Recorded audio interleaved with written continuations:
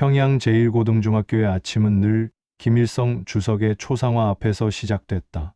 나는 삼촌이 당 중앙위원회 부부장이라는 이유로 특별한 학생이었고, 그 특별함은 항상 감시와 기대의 다른 이름이었다.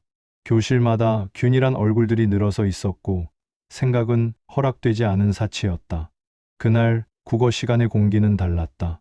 김선희 선생님의 눈가엔 피로와 슬픔이 번져 있었다. 그녀는 교과서를 덮고 조용히 시를 읊었다. 금지된 이름, 백석, 금지된 감정, 자유와 사랑, 그리고 칠판에 한 문장을 남겼다. 사람의 가치는 복종이 아니라 생각에서 온다. 그 순간 교실은 얼어붙었다. 모두가 그 말의 위험을 알고 있었다. 선생님의 눈물은 마지막 인사 같았다.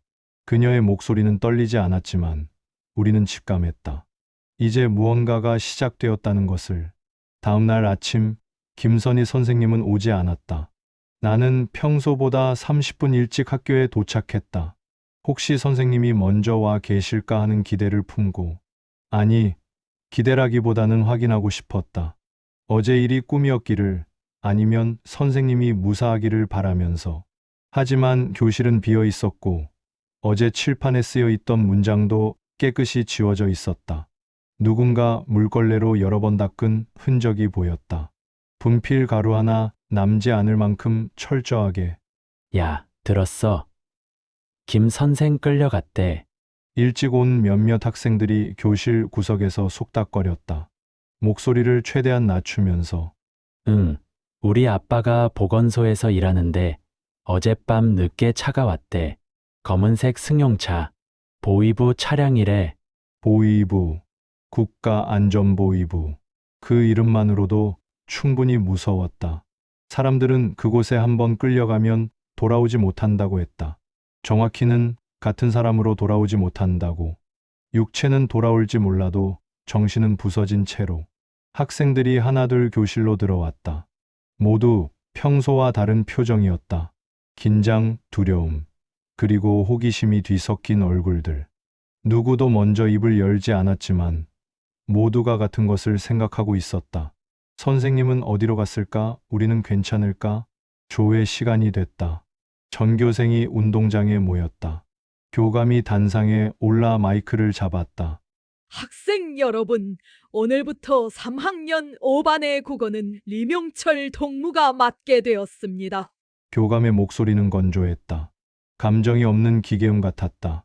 김선희 동무는 개인적인 사정으로 학교를 떠나게 되었습니다. 여러분은 새 선생님을 잘 따라주기 바랍니다. 개인적인 사정. 얼마나 모호한 표현인가. 그 말 뒤에 숨겨진 진실을 우리 모두가 알았지만 아무도 묻지 않았다. 묻는 것 자체가 위험했다. 질문은 의심이고 의심은 반항이니까. 1교시 새로운 선생이 교실에 들어왔다. 리명철. 그는 40대 후반의 마른 체구에 날카로운 눈빛을 가진 사람이었다. 안경 너머로 보이는 그의 눈은 끊임없이 우리를 훑었다. 마치 무언가를 찾는 것처럼, 아니, 누군가를 찾는 것처럼. 의심스러운 학생, 오염된 학생, 위험한 학생을. 여러분, 나는 리명철입니다. 앞으로 여러분의 국어를 가르치게 되었습니다. 그의 목소리는 건조했다. 감정이 없는 기계 같은 목소리. 김선희 선생님의 따뜻한 목소리와는 정반대였다. 그 전에 한 가지 분명히 해둘 게 있습니다. 리 선생은 교단 위를 천천히 왔다 갔다 했다. 군인처럼 규칙적인 걸음걸이. 김선희 동무는 사상적 오류로 인해 재교육을 받게 되었습니다. 그는 우리를 하나씩 쳐다보며 말했다. 반동 사상에 물들었습니다. 개인주의적 생각을 학생들에게 주입하려 했습니다. 이것은 용납할 수 없는 범죄입니다. 재교육, 또 다른 완고거법이었다. 고문이든 세뇌든 아니면 그보다 더한 것이든. 여러분은 그 어떤 반동 사상에도 물들지 말아야 합니다.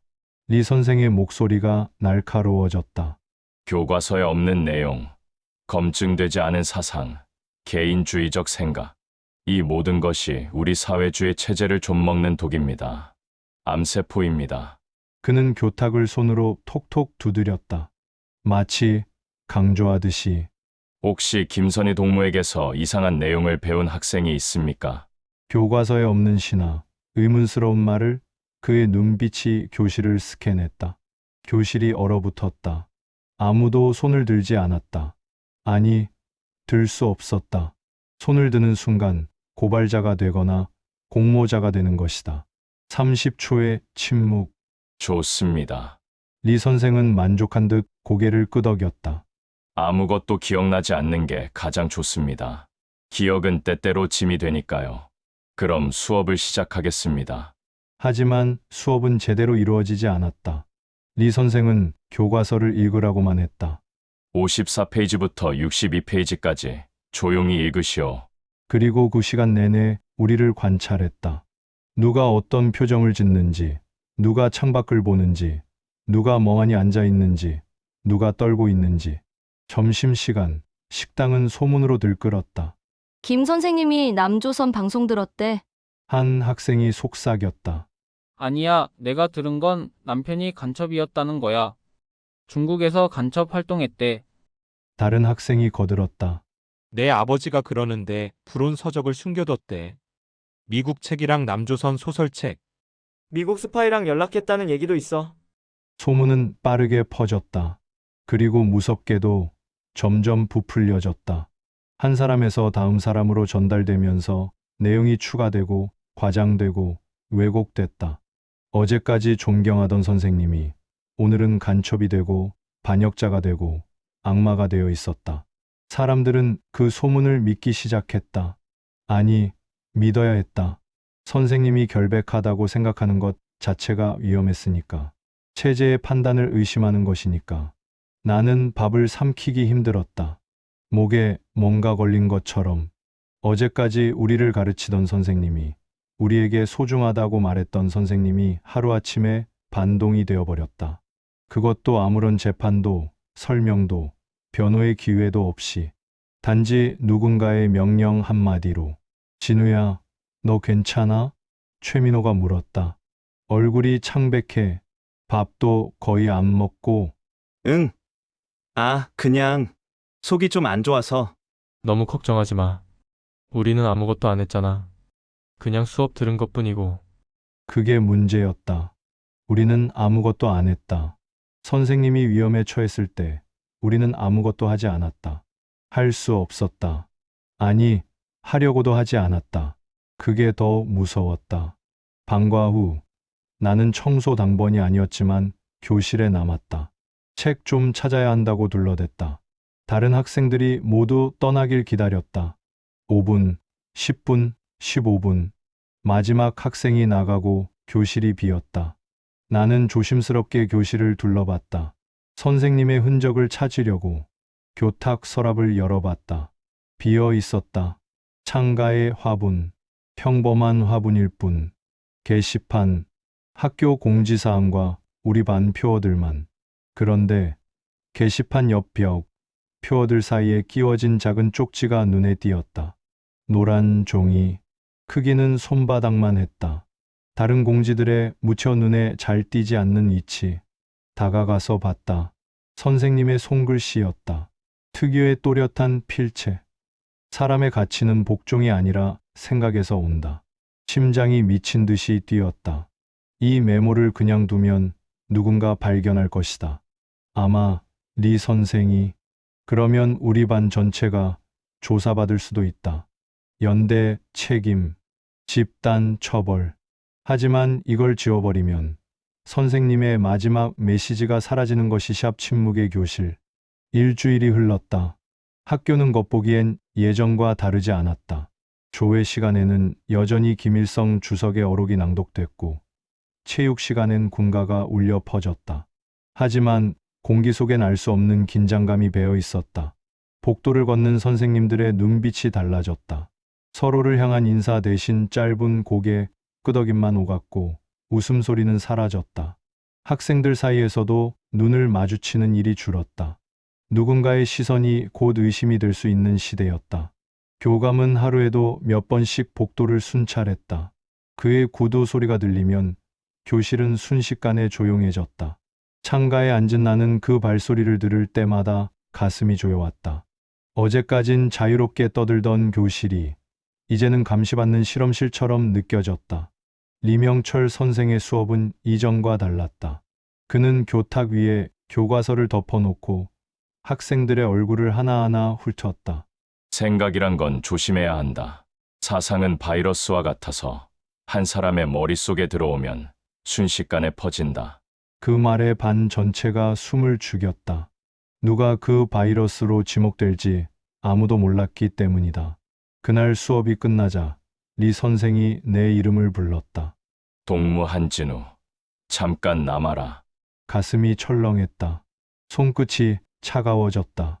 혹시 교과서 속에 숨겨둔 그 메모 때문일까? 교실 문이 닫히자 공기가 무겁게 내려앉았다. 리 선생은 의자를 끌어와 내 앞에 앉았다. 자네 삼촌이 당중앙위원회 부부장이라지? 그의 목소리는 부드러웠지만 눈빛은 얼음처럼 차가웠다. 예, 그렇습니다. 좋은 집안이군. 그런 집안의 학생이라면 모범이 되어야지. 그는 손가락으로 내 교과서를 가볍게 두드렸다. 최근 김선희 동무의 수업을 들으면서 이상한 점은 없었나? 나는 숨을 고르며 대답했다. 없습니다. 정말. 그의 시선이 내 얼굴을 꿰뚫었다. 교실 창문으로 들어온 햇빛이 그의 안경에 반사되어 눈부셨다. 그 동무가 교과서에 없는 내용을 가르친 적은? 기억나지 않습니다. 입안이 바싹 말랐다. 거짓말을 하는 내 목소리가 너무 크게 들렸다. 리 선생은 한참 동안 나를 바라보다가 천천히 고개를 끄덕였다. 좋아. 가봐도 좋네. 나는 자리에서 일어섰지만 문 앞에서 그가 덧붙였다. 하지만 기억해라. 침묵도 때로는 공모가 된다는 걸. 그 말이 등 뒤를 파고들었다. 복도로 나오자 공기의 냄새가 달라졌다. 비로소 깨달았다. 이 학교엔 더 이상 배움이 없었다. 오직 두려움만이 가르침이 된 곳이었다. 그날 저녁 삼촌은 예고도 없이 찾아왔다. 평소 같으면 웃으며 내 머리를 쓰다듬고 사탕을 꺼내 주었을 텐데 오늘은 달랐다. 그는 현관문을 닫자마자 주변을 살피더니 불을 반쯤 끄고 낮은 목소리로 말했다. 진우야, 학교에서 무슨 일 없었니? 나는 반사적으로 고개를 저었다. 없어요. 삼촌, 정말이냐? 그의 눈빛은 평소에 온기가 없었다. 김선희 선생 알지? 그 이름이 나오자 심장이 철렁 내려앉았다. 나는 숨을 고르고 대답했다. 알아요. 우리 담임이었어요. 그 사람에게서 뭔가 들은 거 있나? 이상한 말 혹은 교과서에 없는 것. 아니요. 아무것도요. 삼촌은 잠시 내 얼굴을 가만히 바라보다가 한숨을 내쉬었다.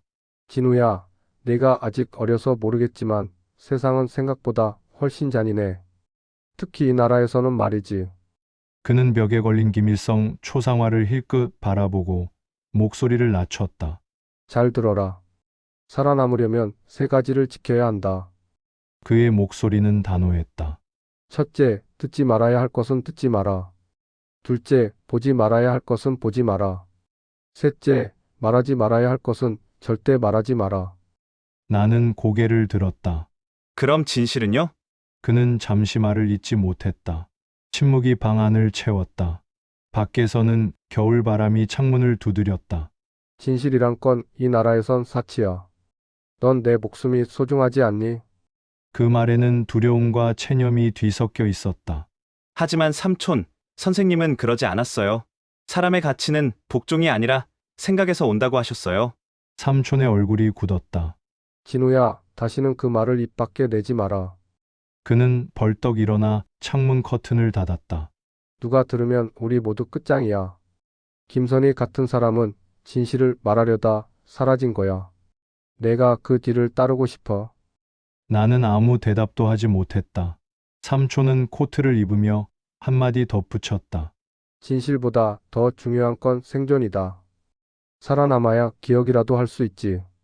문이 닫히고 나서도 그의 말이 귓가에 맴돌았다. 그날 밤 잠을 이룰 수 없었다. 불을 끄고 누워 있는데 선생님의 목소리가 속삭이는 듯했다. 스스로를 함부로 버리지 마. 나는 이불을 끌어안았다. 삼촌의 말도 선생님의 말도 모두 옳았다. 하지만 그 두 가지는 동시에 존재할 수 없었다. 진실을 말하면 사라지고 침묵하면 살아남는다. 그 잔혹한 선택의 경계 위에서 나는 처음으로 공포라는 단어의 의미를 깨달았다. 한 달 후 학교에 새로운 공지가 붙었다. 사상 검열 강화 기간. 학생들은 가정에서의 비사회주의적 행위를 신고할 의무가 있음. 학생들은 서로를 의심하기 시작했다. 친구가 무심코 한 말, 집에서 본 금지된 영화, 몰래 들은 남조선 라디오 방송. 모든 것이 신고 대상이 되었다. 박성철이 내게 다가왔다. 진우야, 너희 집엔 외국 물건 없지? 요즘 당에서 단속한대. 남조선 제품이나 중국 밀수품 있으면 큰일 나. 우리 집엔 있었다. 삼촌이 중국 출장에서 사온 USB. 그 안에 담긴 한국 드라마. 그날 밤 나는 그 USB를 강에 던져버렸다. 그리고 깨달았다. 나는 이미 공모자가 되어 있었다. 침묵으로 어느 금요일 오후 나는 우연히 교무실 앞을 지나가다 목소리를 들었다. 김선희는 아직 자백하지 않았습니까? 교감의 목소리였다. 고집이세요. 하지만 시간 문제입니다. 가족을 건드리면 가슴이 쿵쾅거렸다. 나는 재빨리 그 자리를 떠났다. 그날 밤 꿈을 꿨다. 선생님이 어두운 방에 앉아 있었다. 진우야, 넌 어떤 선택을 할 거니? 전 아무것도 할 수 없어요. 아니야. 넌 기억할 수 있어. 그것만으로도 충분해. 깨어났을 때 베개가 눈물로 젖어 있었다. 두 달이 흐르고 교내의 소문은 하나둘 잦아들었다. 사람들은 김선이라는 이름을 말하지 않았고 그녀의 자리와 교재는 깨끗이 치워졌다. 마치 그날의 수업과 그 문장 자체가 처음부터 없었던 것처럼. 나는 그 공백을 견딜 수 없었다. 어느 날 책상 서랍 깊숙이 숨겨둔 교과서를 꺼내 메모를 다시 들여다보았다. 모서리는 달았지만 글귀는 선명했다. 사람의 가치는 복종이 아니라 생각에서 온다. 심장이 급하게 뛰었다. 그리고 바로 아래 진하게 눌러쓴 작은 글씨가 눈에 들어왔다. 두만강 신의주 쪽 국경. 박 씨에게 연락하라. 3-52-18. 손이 떨렸다. 이건 단순한 낙서가 아니었다. 탈출 경로였다. 누군가가 의도적으로 남긴 안내인지, 선생님이 나를 위해 남긴 마지막 표시인지 그 이유는 알 수 없었다. 다만 분명한 것은 이 길이 내가 남아있을 수 없는 길이라는 사실이었다. 나는 밤새 계획을 세우기 시작했다. 먼저 삼촌의 권력을 어떻게 이용할지 생각했다. 삼촌의 출장 서류, 외부 조사 명목으로 발급되는 여행어 가서, 그리고 관할 관청의 단번, 통과 모두 삼촌의 이름이 닿는 곳이었다. 그러나 그 방법은 위험했다. 삼촌이 모를 리 없었고 들킬 경우 결과는 가혹할 터였다. 며칠간 나는 삼촌의 행동을 관찰했다. 그가 집을 비운 사이를 노려 서랍 속 서류를 몰래 훑어보았고 친구 박성철에게서 소식을 얻어 도와줄 만한 사람을 찾았다. 박성철은 처음엔 망설였지만 내 눈빛을 보고 조용히 고개를 끄덕였다. 내가 진짜로 가려는 거면 증거를 남기지 말아야 해. 그는 낮은 목소리로 말했다. 마침내 결심한 나는 삼촌에게 학술 조사를 이유로 신의주행을 요청했다. 삼촌은 처음엔 의아해했지만 공문서의 형식과 내 침착한 태도를 보고는 결국 서류를 건넸다. 일주일 안에 돌아와라. 그 말은 명령처럼 들렸지만 그 순간 나는 감사함과 죄책감이 뒤섞인 복잡한 감정을 느꼈다. 떠나기 전날 밤 나는 작은 가방 하나에 최소한의 물건만 챙겼다. 엄마가 몰래 꿰맨 속옷, 삼촌이 준 작은 라이터, 그리고 숨겨둔 메모. 집안을 한 바퀴 돌며 나는 마지막으로 방 창문 너머로 보이는 학교의 꼭대기와 이제는 비어있는 그녀의 교실을 떠올렸다. 손가락으로 교과서 모서리를 쓰다듬으며 나는 속으로 약속했다. 기억하겠다. 그리고 증언하겠다. 새벽녘 나는 소리 없이 집을 나섰다. 숨이 날카로웠고 두만강 쪽으로 가는 길은 어둠 속에서 더욱 길게 느껴졌다. 가지 않은 길 위에서 나는 처음으로 도망이 아니라 선택이라는 단어를 떠올렸다. 3월의 두만강은 아직 차가웠다. 나는 박씨라는 이름의 중년 남자를 만났다. 그는 아무 말 없이 내 손에 쥐어진 메모를 보고 고개를 끄덕였다. 김 선생이 보낸 거지. 그의 목소리는 낮았다. 선생님을 아세요? 그분은 많은 사람을 구했어. 자신을 희생하면서. 가슴이 먹먹해졌다. 준비됐나? 박씨가 물었다. 나는 고개를 끄덕였다. 돌아갈 수 없다는 걸 알았다. 삼촌은 나를 배신자라 부를 것이다. 친구들은 나를 반역자라 여길 것이다. 하지만 선생님의 마지막 가르침이 떠올랐다. 스스로를 소중히 여기라. 그날 밤 나는 강을 건넜다. 차가운 물이 온몸을 적셨지만 이상하게도 살아있다는 느낌이 들었다. 강 건너편에 도착했을 때 뒤를 돌아봤다. 평양의 불빛이 멀리 보였다. 그리고 중얼거렸다. 선생님, 제가 기억하겠습니다. 선생님의 가르침을, 그 교실을, 침묵할 수밖에 없었던 우리 모두를. 누군가는 나를 배신자라 부르겠지만 나는 알았다. 이곳은 진실을 말한 사람부터 사라지는 나라였다. 그리고 나는 더 이상 거기 남아 있을 수 없었다. 살아남는 것, 기억하는 것, 증언하는 것. 그것이 선생님께 보답하는 유일한 길이었다. 에필로그. 10년 후 서울의 한 작은 서점에서 나는 책 한 권을 출간했다. 제목은 침묵의 교실. 김선희 선생님과 그 교실에서 있었던 이야기였다. 책의 첫 페이지에는 이렇게 쓰여 있었다. 사람의 가치는 복종이 아니라 생각에서 온다. 김선희 선생님을 기억하며